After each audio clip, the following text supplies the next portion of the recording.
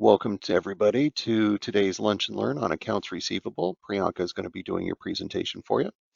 Everyone should be muted just to keep down the background noise. And if you do have questions, just type them into the chat window. And when Priyanka is done with her presentation, we'll go through all those questions for you, all right? I will turn it over to you, Priyanka. I'll mute myself and turn off my camera here. Okay, thanks, Fred. Hello, everyone. Welcome to today's Lunch and Learn session. This is Priyanka Dubasi, and we're going to talk about a little bit about accounts receivable. Um, so, what exactly is this accounts receivable module that we have here? When we go through our order to cash process, all the things that entails here are processing the sales order, and then we ship out our goods, we invoice the customer, we receive the payment, and then we post cash. So all of this comes under our accounts receivable module here in Epicor. The first thing that we would do when we start our Epicor here is the company configuration. In company configuration, under the GL control, we can add our GL account, the default GL account to which the transaction is posted. And then in company configuration, we also have this accounts receivable module here. We have a lot of options that can be given here. For example, we can give the starting invoice number. We can give methods for the sales tax usage, the finance charge options, etc. All of those settings can be done on our accounts receivable module in company configuration. The other thing that I would like to mention here is under sales and orders, we have this save shipment for invoicing here in company configuration. So this is important so that the shipments that we have processed, they can be invoiced. If this checkbox is not checked, then we may not find these shipments when we try to invoice them. Then we have a lot of options here in the accounts receivable module, like the various things that Epicor has given us is the aging report. These aging methods are used in the AR aged in receivables, so that we can view the open invoices for the customer. Then we have the payment method to define the various pay transactions. Like we can specify the payment method, the bank accounts for the customers, and all that. We have our electronic interface to create interfaces that electronic funds transfer and reports that use these EFTs. Then we have the logbox layout. This is used to configure the logbox settings and define the file layouts required for the logbox. We have our bank account maintenance, where we can define all the bank accounts and select the GL controls that determine these accounts. We have our product groups. So the product group maintenance is used to set up the product groups for different part types that the company would sell. Then we have the terms. So the terms maintenance, we can define a lot of things like how the customers pay their invoices, the discounts to be given, the number of payments, the payment frequency, things like that. Then we have our recurring cycle here for all those recurring invoices that need to be generated on the billing cycle. We have our miscellaneous charges here for all the any additional code, any additional costs. For example, the expedite fees, the freight charges that are included in the sales order, and things like that. Then then we have various accounts receivable invoice types here in Epicor. Um, Mainly, we have this advanced billing and deposit billing. These come down to how the prepaid amount must be consumed. So in advanced billing invoice, it links the prepaid amounts to specific order lines and the releases. As the shipments occur to the specific lines and releases, these prepaid amounts are consumed. And the deposit billing invoice only requires a sales order reference. Shipment of a line or release tied to that specified sales order consumes this prepaid amount. And then we have all these shipment invoices. We could have the cancellation invoice, credit memo, miscellaneous invoice, and the correction invoice. These are all the different invoice types that we have. And then when we try to do the accounts receivable processing, we have screens such as the AR invoice entry, where we actually create those invoice. We have the cash receipts entry to process all the cash receipts. And then if we have to like reverse um, any of these cash receipts, or for any RMA purposes and all that, we can do the apply credit memo, or we could do the reverse cash receipt here. So let's go into Epicor and take a look at these screens here. So according to the flow, what I did is first I created a test order here. I gave it one order line, and then I tried to ship this order that I just created. Uh, this was the one that I just created, 4565465. Let's try to ship this.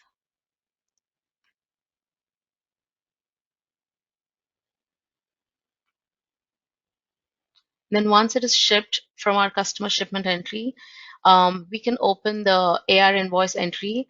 All this comes under the financial management accounts receivable. We have all this, the setup options and the general options and reports here under accounts receivable. So here in general operations, we have the AR invoice entry.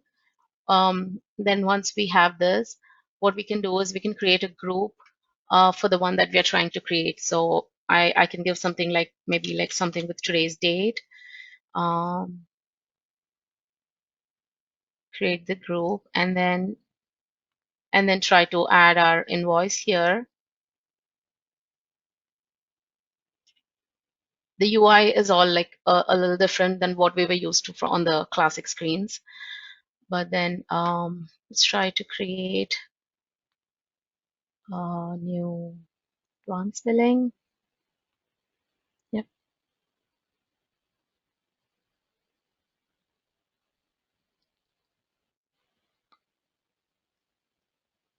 Try to select our order here. This was the one that I just created and shipped. The PO number would come up automatically here. Um, you can select your terms and all that right here. And then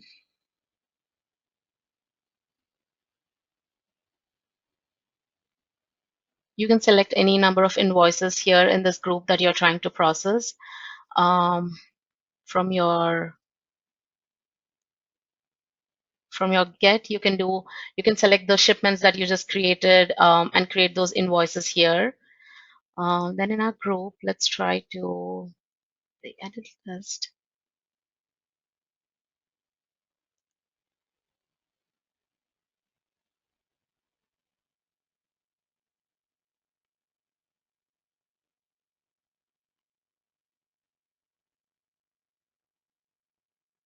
While that is printing, come on.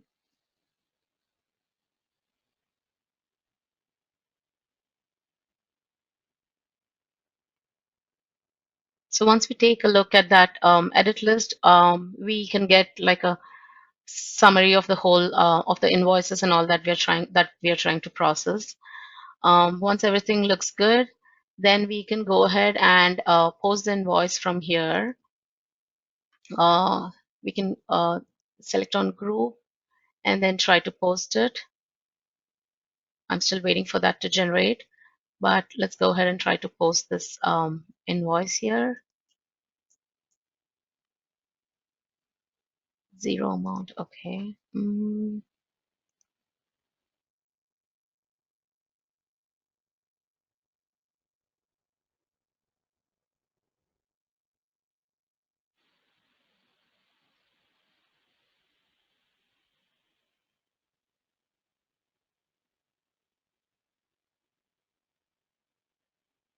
Okay, I'm not sure why this has zero amount here.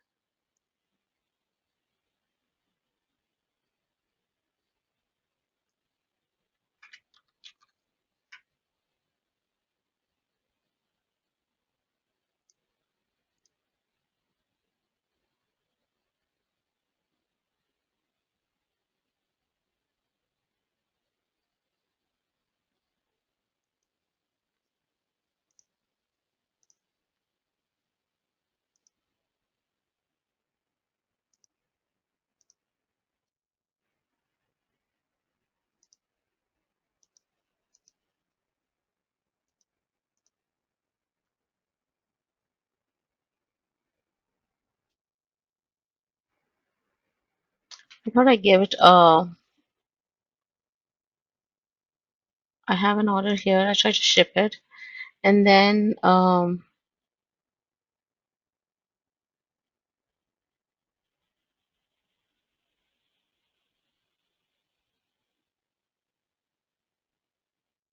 shipped 5 quantity.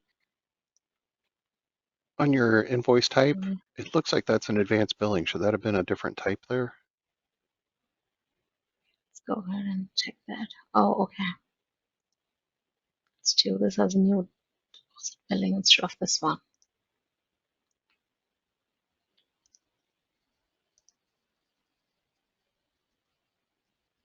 Okay, let's select our order now.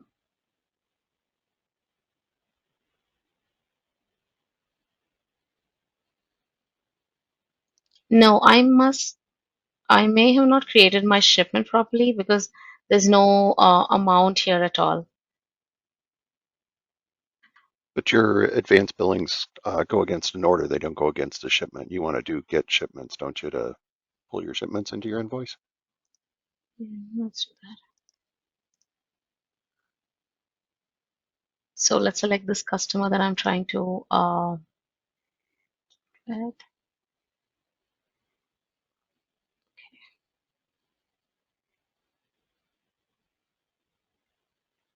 Okay, so this was the one that I just created. Let's select this.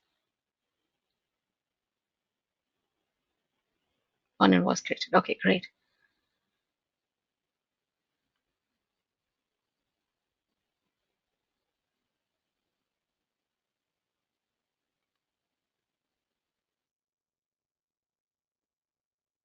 Let's try to print this edit list again.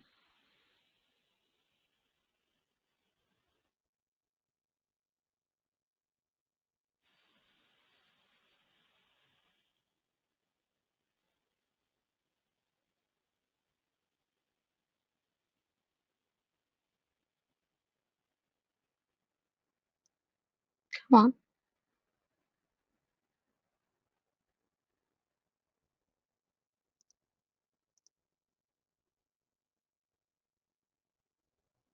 I don't know why my report is not coming up, but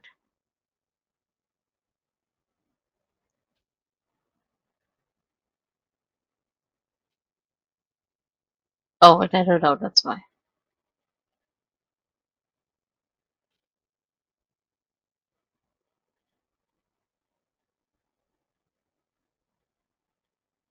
Order 5465 is closed, but I just created it. So take the if you go back to your invoices, Hmm.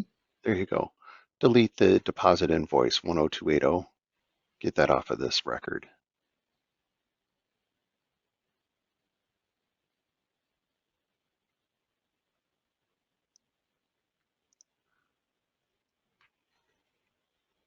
And now try to print your edit list because now you've got just the shipment.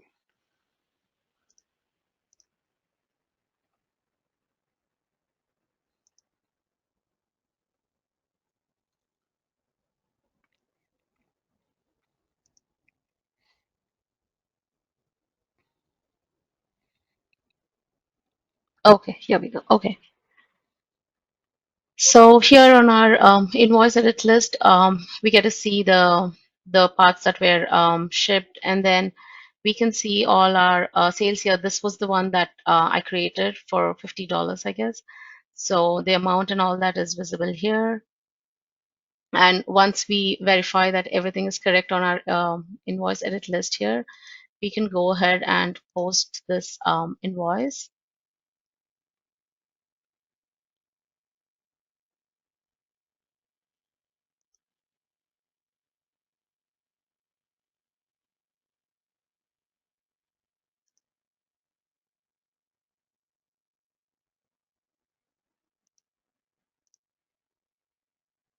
Just refresh it. In Classic, I had seen that it refreshes automatically, but I'll just do a little refresh here and the group should disappear.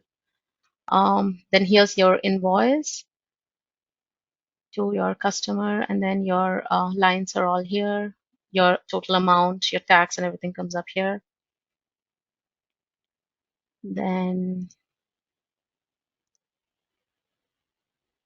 Then the next step after your invoice is processed and then you get back your check from the customer, then you can go ahead and enter it in your cash receipts entry.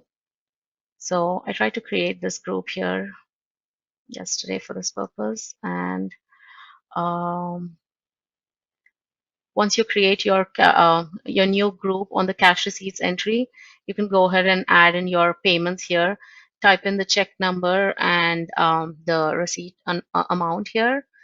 Then you can select your customer ID here, and then here in invoices, you would be able to see um, all the invoices for that particular customer. So, and then you have your current balance here and all that. And then if in case the customer decides to uh, pay in more amount than what was on your invoice, then you could put that on the customer's account, so that it can be used for your next invoice processing and all that. But in general, that would be like a bad practice, because down the line you would kind of like miss out on what is happening, from where did that amount come and all that. Like for example, on this one here, we see that the current balance, this was for an invoice that I created previously.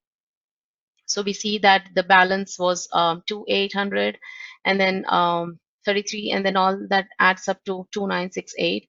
But then we also had a previous balance of 632. So now when we try to process this again, um, you would again have an additional balance of $700 on your account.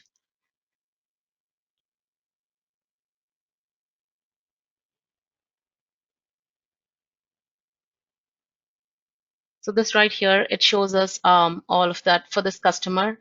Um, the amount and all that distribution is given here. But then you see that there's an additional 761 for prepayment, and this would go on to the customer's account. We have an option here that we can put it on account when we check the on account checkbox. Uh, but yeah, but in general, that would be like a bad practice. It's always better to talk to the customer before actually putting it on account, to see if if the check was written by mistake for the more amount and things like that. And then the other important thing on accounts receivable would be your where's that, the age receivables.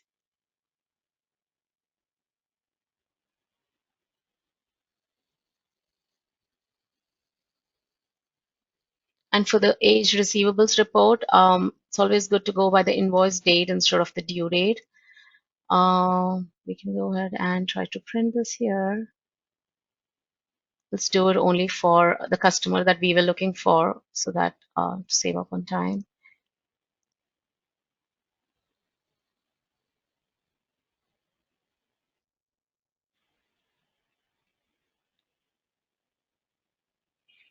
The AR age receivable report, it displays the open accounts and credit memos.